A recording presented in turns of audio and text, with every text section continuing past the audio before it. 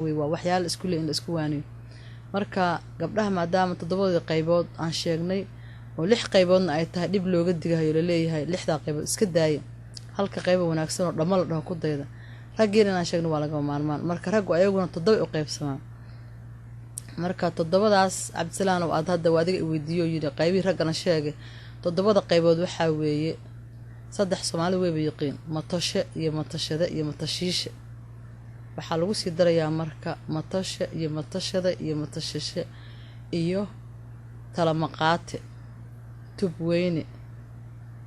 iyo maxaan ku raad taran raaji iyo taakuleey ragina taakuleey kali ayaa ka fiicnaanaya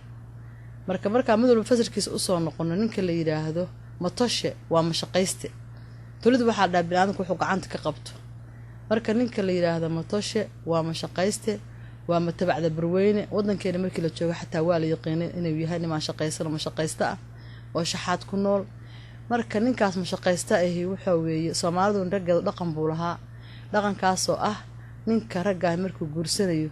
waxa la oran jiray gabadhu xataa haday wadato dhari halaga jabiyo ayagoo ka cararahaya inay xataa ku tashadaan wax naag leedahay oo ninku wuxuu markaa dareemahayay qawaamada Ilaahay saaray iyo sharafta Ilaahay si inuu muujiyo reerkiisa asagu inuu biilo oo maxaan ku mas'uul ka yahay buu garwaaqsanaa Ilaahu ama xabag u soo jabiyay ama dhagax u soo jabiyay ninku mas'uul buu ka ahaa inuu reerkiisa wixii u baahan asaga laga sugo markii laakiin qurbaha la yimid waxa dhacday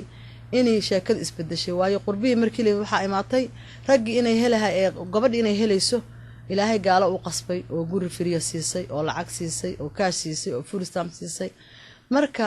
qaar badan oo aqal xuni waxay ka maarmeen ragga mas'uuliyadooda markaas ay waliba waxay ku leeyihiin awalba maxaan ku hadda kor anagu